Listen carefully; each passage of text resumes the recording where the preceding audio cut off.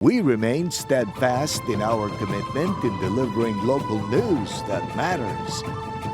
Stories that inspire. Enriching the lives of Filipinos in the Philippines and across the globe. This is your GMA Regional TV. Buong puso para sa Pilipino. Mga balita, gatututukan, subong sa One Western Visayas. Pila ka mga residente sang Iloilo City na pilitan na lang ang magbakal sang tubig bangod sa pagninit sang tubig sa mga bubon. Inaligar petisyon sang kapulisan bato kay Colonel Palomo pag-aimbestigaran sang PRO6. Muerte nga init, maximum heat index sa Iloilo City. Banwa sang Dumangas, kag Rojas City. Naglabot sa 43 degrees Celsius subong adlaw. Samtang, may lugar sa Negros Occidental nga naga-jacket ang mga residente apisar may El Nino bangod sa matugnaw nga tiyempo nga aayhan.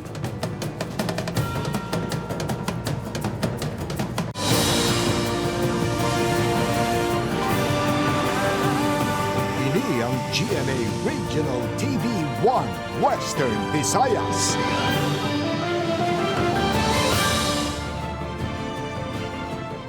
Mayong hapon, ini ang One Western Visayas, masaligan sa Zaransang Kamatuoran, kagula sang ginadampigan. Ako si Jethro Charlatan, live sa GMA Iloilo Station.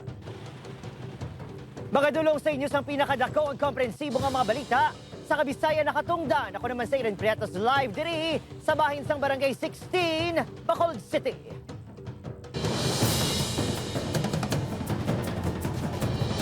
Pila ka mga residente sa Iloilo City napilitan na nga magsagop sa ginabaligya nga tubig sa barangay bangod sa kakulang sang supply. Mga puso pagaputangan naman sang irigasyon nga tubig sa kabarangayan na plastar na. Nakatutok, Kim Salina. Madamo sang bubon nga pwede kuhaan sang tubig sa Barangay Ortiz City proper. Apang subong, tubig dagat na ang sulod sa mga ini.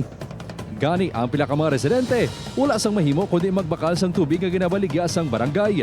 Galing waay na kay kagisa pa kapait, hindi na magbukal sa nilabhan ng tubig kay kapait kay kagid mabakal kagid sang nawasa. Pinangnan gid abing tubig kay ginagawi. Suno pa sa mga residente, bisan ang tubig nga ginabaligya sa barangay ang hindi man bastante. Ang ini nga water tank sa barangay naubos ang sulod sa pila lang ka oras. Gani ginpila na nga daan ni Cherilyn ang iya container.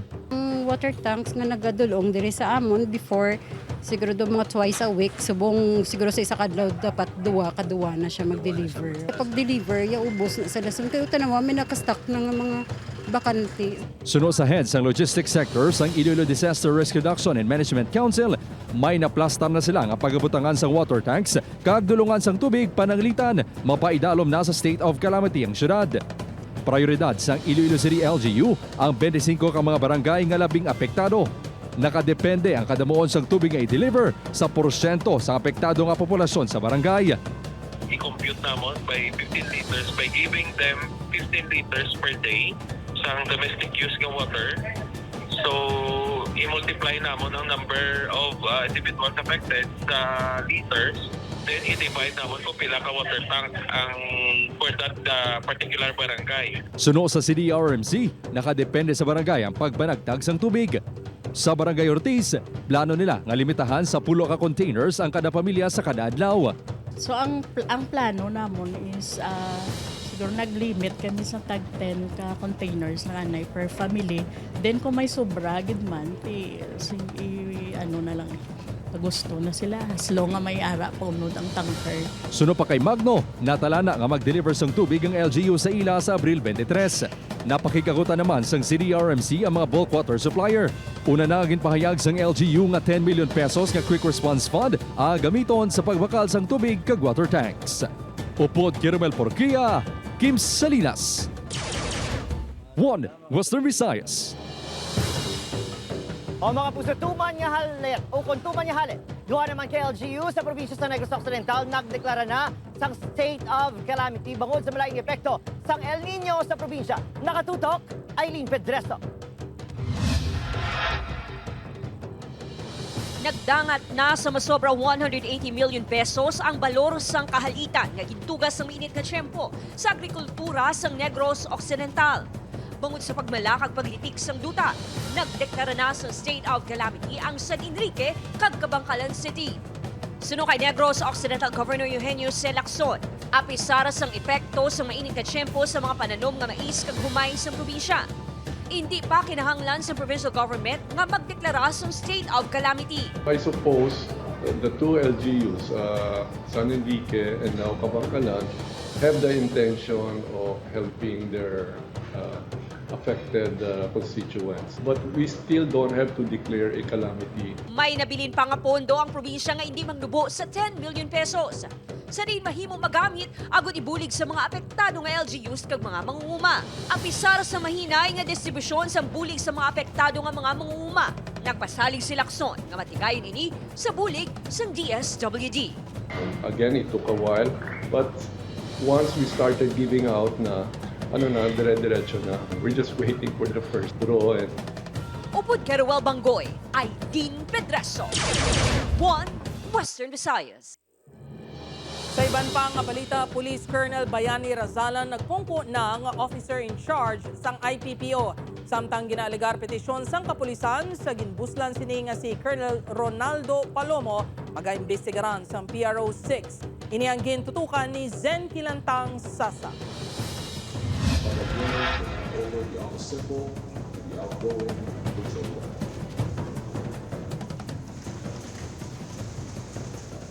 Formal na nga ginbuslan ni Colonel Bayani Razalan si outgoing IPPO Provincial Director Colonel Ronaldo Palomo. Ginpatigayon ng turnover ceremony sa Iloilo Police Provincial Office kaina sang aga. Ang officers just come and go, wala tamawalan. Ang sa gobyerno abi, there is no permanent in the government, no. May assignment, may reassignment during the time that I was been here, no. Pag-assume ko, gulpi man. Ang iban gani na mag-uman, and then subong sa akon, it's natural sa PNP. Wala sang gintumod nga rason ang PRO6 sa relief ni Palomo. Apang kadungan sa pagkumpirmar sang relief order sa iya kahapon, ginpahayag sini nga para sa iya career advancement ang amo nga tikang. Nagpasalig naman ang bago nga tagpamuno sang IPPO nga tutukan sini ang mga illegal nga aktibidad sa probinsya sa din mag-aumpisa ini sa barangay level. Si Razalan ang magapabiling gihapon nga hepe sang Regional Intelligence Unit sa piyak sa iya bago nga responsibilidad sa IPPO. Yung roots ng problema ay nanggagaling po sa ating barangay.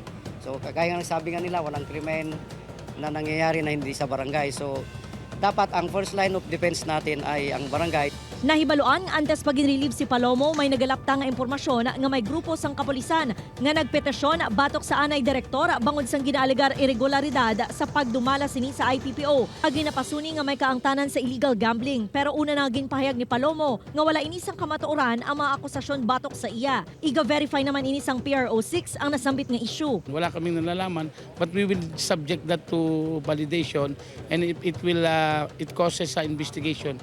We will take the right course of investigating it. Sa subong wala pa sang assignment si Palomo halin sa Camp Crame. Temporaryo ini nga iga-assign sa Regional Personnel Holding and Accounting Section sa Campo Delgado. Upod kay Cirilo Randuque, Zen Kilantang Sasa, 1 Western Visayas.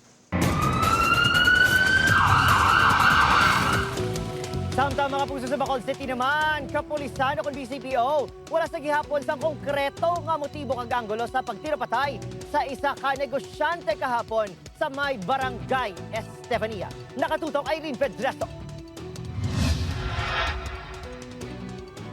Wala pa sa gihapon na tumod sa kapulisan ang mga suspetsado nga nagtiro patay sa isa ka negosyante sa barangay Estefania, Bacolod City kahapon sang kaagahon. Sunod sa kapulisan, posible masobra sa duha ang suspect nga sakay sa itong nga getaway vehicle. Ginpahayag sa asawa sa biktima sa kapulisan nga wala sang nabaton nga pagpabahog ang iyang bana antes na tabo ang pagpatay sa iya. Dugang pa sang kapulisan, wala sang matumod nga motibo ang pamilya sa pagpatay sa biktima. Wala ko mo patihan tayo na yung ginambal, kasi yan ako, basi one of these days, may harapan sa may hatag sa amin. Sunod naman sa pahayag sa punong barangay sa barangay Estefania.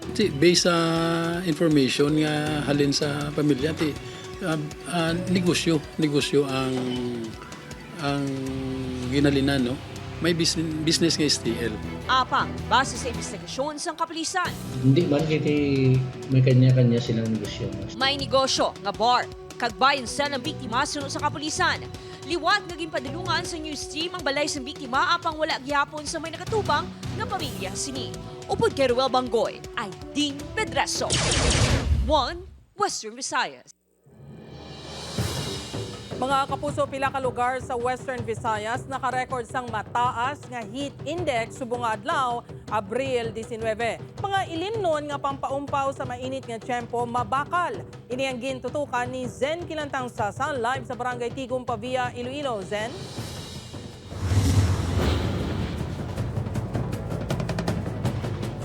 Dirt, half day lang ang klase sa mga estudyante diri sa Pavia bangod sa nga mainit nga tiyempo. Ang mga ini may kanya-kanya nga diskarte kung paano mabulong ang ila kauhaw. Naglabot sa 43 degrees Celsius ang maximum heat index sa Roa City, Capiz, Iloilo City kag Dumangas, Iloilo base sa forecast sang pag-asa subong nga adlaw. Nabatsyagan ang tuman nga kapaang kainas ang aga. Gani ang mga estudyante diri sa Banwa sang Pavia, temprano pa nga ginbuy-an sang ilang mga maestra. Bangod half day lang ang klase pagwa sa classroom. Diretso na ang mga ini sa pagbakal sa matugnaw nga ilimnon nga makapaumpaw sang ila kauhaw. Itong palamig lang. Magdala lang payong kagkalo. Nangin mabakal ang baklanay sang melon juice, lemonade kag pandan salad. Sunod sa mga manugbaligya, halos ginapangita sa mga customer ang pampabugnaw sa ila tutunlan bangod sa epekto sang tuman kainit. Bisan malas ay ang juice basta may ice, sigurado nga mangin mabakal. Sa presyo nga 5 tutog na 10 ka pesos, may cold juice ka na. Mabakal siya man tapira ka makatimpla 3. Amo jo pirmi ang ginahimo ko nga ay juice.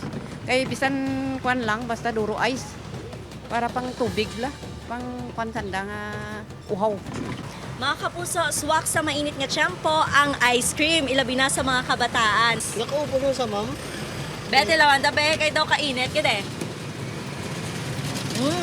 The best. Panugyan sa mga health experts sa publiko, mag-inom sa madamo nga tubig kag magsuksok sa mga mamag-an nga panakton agud makalikaw sa heat stroke kag heat exhaustion.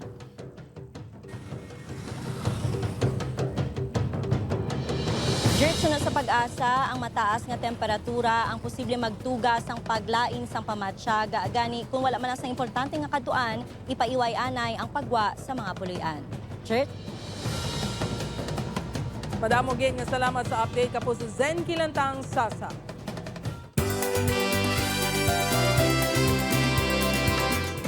Mga kapuso, puwerte, exciting, for sure nga mangin memorable gid ang 42nd Pasalamat Festival sa presensya nanday Jason Abalos, E.A. Guzman, kag Zonia Mejia sang Lilet Matias Attorney at Law, ubay kag si Pepita Curtis. Update sila mga kapuso sa ating Kapuso Fiesta sa April 26, 8 p.m. sa La Carlota Festival Park sa may La Carlota City. Samtang mas manging malipay naman ang pagsaulog at selebrasyon sang kinalipay sa Isabela sa bunga 2024. Kinibangod makiselebrate ang atong Kapuso Stars gasanday Prince Clemente sang Black Rider, Bruce Roland sang asawa ng asawa ko kag patitihan na Priscillas kag Pekto. Bantayan sila sa atong Kapuso Fiesta sa Socio-Cultural Center sang Banwa sa April 25 alas 8 sang gabi. Mga kapuso, updanay kita this coming April 24 to 27 para sa amon nga third kinalipay sa Isabela and ang amon nga Panagbion Festival. With it as we welcome you back to the sweetheart of Negros.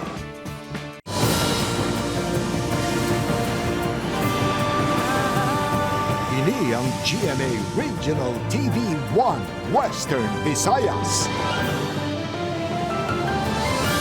Mga kapuso, apektado sa brownout ang pila ka bahin sa Bacolod City kag Negros Occidental matapos nagtrip ang Bacolod San Enrique 69 kV line pasado alas 12 kainas ang kaagahon. Nawad-an sang supply sang kuryente ang mga sakop sang Sineco sa Sumag kag Mag-asan substations kag Nuseco sa Valladolid, La Carlota City kag San Enrique substations. Alas 9 kainas ang aga sa nagbalik ang supply sang kuryente sa pila ka bahin sang probinsya. Samtang yara naman sa red alert status ang Visayas Grid subong nga adlaw. Base sa advisory nga gipagawa sa NGCP, nagsugod ang red alert alauna sining nga hapon kag magatakop alas 8 karon sa gabi. Alas 8 tubtob alas 9 karon ini ang magapanaog sa yellow alert. Ikaapat na nga adlaw nga yara sa red kag yellow alert status ang Visayas Grade rason nga ginapakinot ang mga konsumidor kag ginapaalerto sa posible manual load dropping. Samtang lauman naman sa Domingo, Abril 22 ang power interruption sa pila ka bahin sa probinsya sa Iloilo kag Capiz. Alas 5 tubtob alas 7 sa aga kag alas 4 sa hapon tubtob alas 6 sa Kasisidmon. Madulaan sa kuryente ang mga konsumidor sa Ileco 3 sa Iloilo kag Capelco sa Capiz bango sa ipatigayon nga load transfer sang NGCP. Dapat kita sa sufficient supply when it comes to the actual demand. Pero ang iyang ang surplus or ang reserve, amo nang medyo manipis na or nag-low. Amo na ang ginalang taon natin Mayo kay may generation deficiency gitman, no?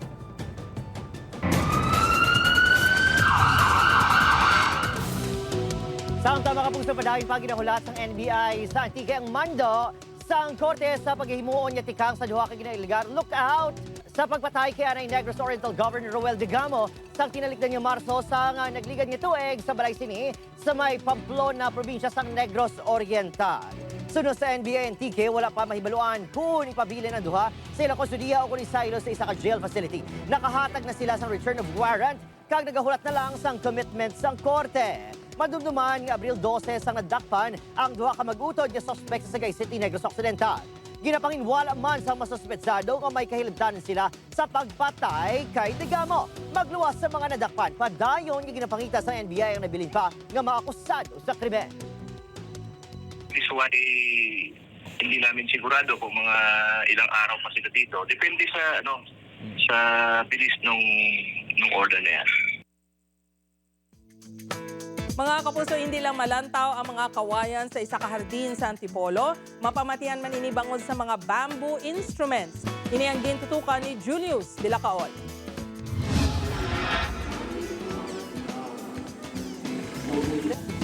Nagikan sa Metro Manila, ginpadulungan sang grupo nga YMCA Manila Gold Triangle Club ang Carolina Bamboo Garden sa Antipolo City para testingan ang bamboo organ sini nga makitaan sa Ila Bamboo Museum. Ang bamboo organ napakaganda at authentic talaga at saka first time to see a real bamboo organ.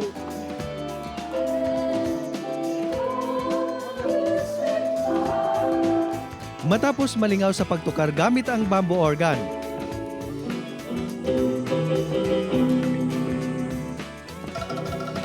ginpabilib naman sang YMCA Himig Kawayan Angklong Ensemble ang tanan sa pagtukar sang angklong.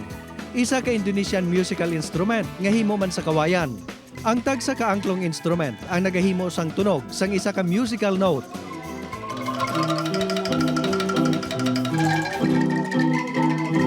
Pampahaba ng buhay, bawas stress. Music is the language of the soul and this is part of our language. Playing together, expressing ourselves, makes us happy. Galing nila. Talagang very interesting. Actually, sabihin ko naman, mag-produce na kami ng mga angklong. Suno pa sa tagdumalahan sang Carolina Bamboo Garden, handom nila nga ipakita nga ang kawayan. Hindi lang pang art kag kultura, kundi pwede man nga pang musika. Nagkakanta kami rito ng bamboo seminar twice a year, March saka October, para malaman nyo kung ano pa yung ibang kahalagaan ng bamboo. Julius Bilacaol, 1. Western Visayas. Mga kapuso, top-notchers ang 2017 Nurses Licensure Examination, liwat ka nalakip sa top 10 ang 2024 Physicians Licensure Examination. Sa nakuha nga 87% nga board rating, rank 9 sa Pasinawan, si Mary Angeli Cabañez. Si Cabañez ang produkto sa West Visayas State University. Nagpanguna sa Pasinawan si Christopher Nino Dwayne Mendoza sa Matias H. Aznar Memorial College of Medicine Incorporated, Cebu, nga nakatigayon sa 89.25% nga board rating. Naibaluan nga sa 3,434 nga nagkuha sang exam, 1,906 ang nakapasar sa eksaminasyon. Mga kapuso, mag-aumpisa na ang bagong proof of purchase promo sa GMA, ang Kapuso Big Time Panalo. Pumalakal man o kung sari-sari store owners, pwede magpadala sang entries kag may chance na magdaog sa dalagko nga premyo. Over 8 million pesos ang iga panagdag. Kalakip na ang duha ka 1 million pesos para sa lucky customer kag sari-sari store owners sa grand draw. Isa man sa dapat bantayan ng dance music videos ang network promo, kaupod ang mga talented nga athletes na gikan sa mga eskwelahan kag universidad nga miyembro sang NCAA. Ang official sending of entries sa magasugod sa April 27 kag magatakop sa July 5, 2024. Magluwas sa participating Mercury Drug branches, GMA Regional TV and radio stations, pwede man maghulog sang entries sa select outlets sa Pure Gold nationwide. Maghalong sa fake news, fake Facebook accounts or scam texts. Tutok lang sa GMA ukon magbisita sa official Facebook page kag microsite ang GMA promos para sa complete mechanics kag announcements.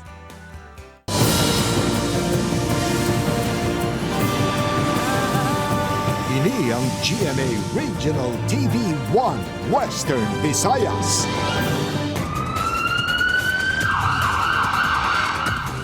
Ginpasaka na sa Molo Police ang reklamo nga murder sa Iloilo City Prosecutor's Office batok sa mga suspect sa pagpatay kay Zaldimir Hiliega sa Barangay Boulevard, Molos ang nagligad nga semana. Kabahin sa mga ginkasuhan ang ginatudlo gunman nga si alias Bulldog kag duha pagid ka kaupdanan sini nga nagserbe point man kag isa ka babae nga spotter. Isa sa mga anggulo nga ginalantaw sang kapulisan nga kabangdanan sa insidente ang angos sa illegal nga droga. Ang biktima kag suspect ang lunsay nakaagi preso bango sa kaso sa illegal drugs. Sakay sa motorsiklo ang biktima sang ginbantayan sa suspect kag gintiro.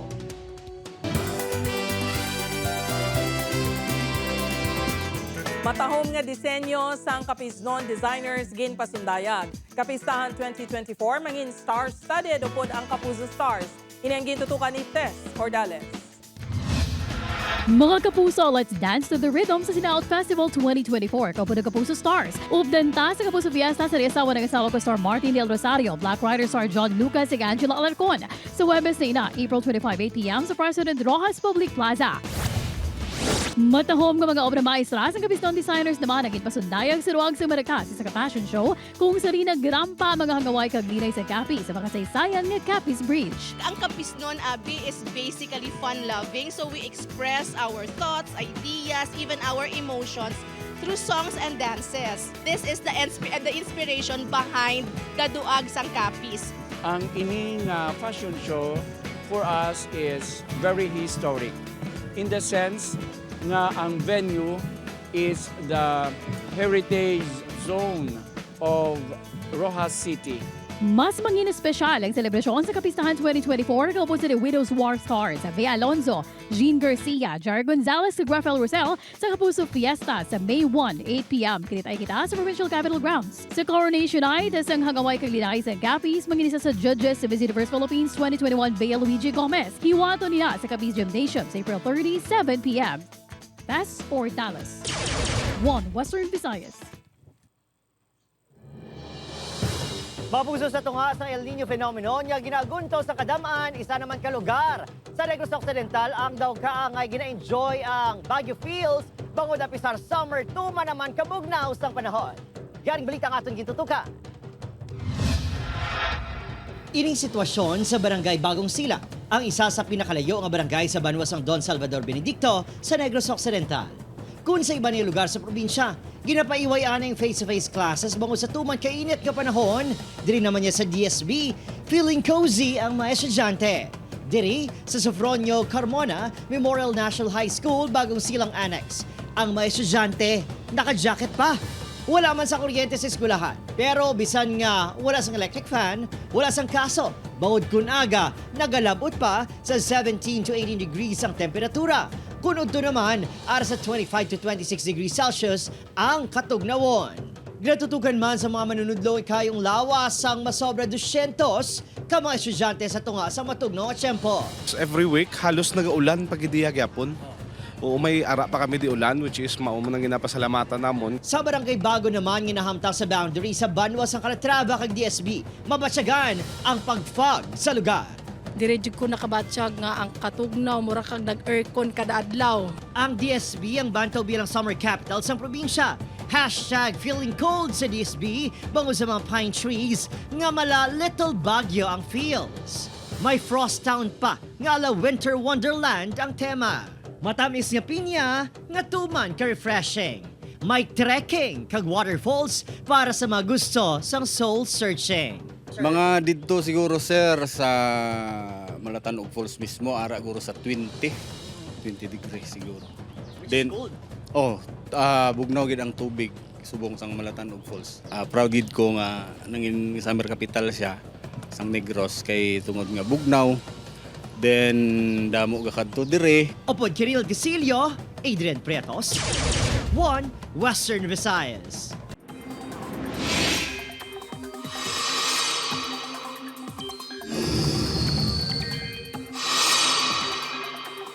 Mga kapusod, ako nga bahin sang pungsod ang maka-eksperyensya sang manami nga tiyempo bangod magluwas sa wala na may nagaluntan nga weather disturbance padayon man ang epekto sang ridge sang high pressure area. Hindi pareho sang low pressure area, manami nga tiyempo ang dala sang ridge sang high pressure area bangod mas gamay nga panganod lang ang nagatipon. Mangin mapaang man sa iban pangabahin sang pungsod bangod sa padayon nga nagahuyop nga easterlies. Base sa datos ng Metro Weather, manubo ang tsansa sang ulan sa Western Visayas, magluwas sa mga posibilidad sang localized thunderstorms ilabi na sa hapon o kon gabi. Bisan magpadayon ang mainit na tiyempo, may tsansa paghihapon sang ulan sa iban pangabahin sang pungsod ilabi na sa Mindanao.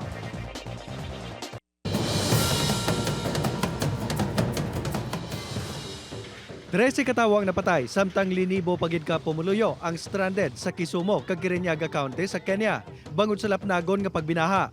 Ang baha ang naghalit man sa mga building kag sa mga talamnan. Sa nagligad lang nga semana, nagpaandam na ang Meteorological Services ang pungsod sa pumuluyo nga nag-i-star sa manubo nga mga lugar bangod sa ginapaabot nga paginulan. Hingyo naman sa mga pumuluyo sa gobyerno nga pabaskugon ang mga infrastruktura para mapahagan-hagan ang epekto sa pagbinaha.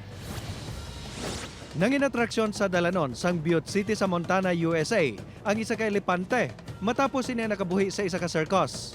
Ang elepante ang ginatawag kay Viola. Ini ang kabahin sang Jordan World Circus nga nagbisita sa syudad. Ginpahayag nga kakulba sa nagalabay nga salakyan ang rason kung nga ini nagpalagyo. Nagbalik man ini sa center nga wala nakatugas ang kahalitan.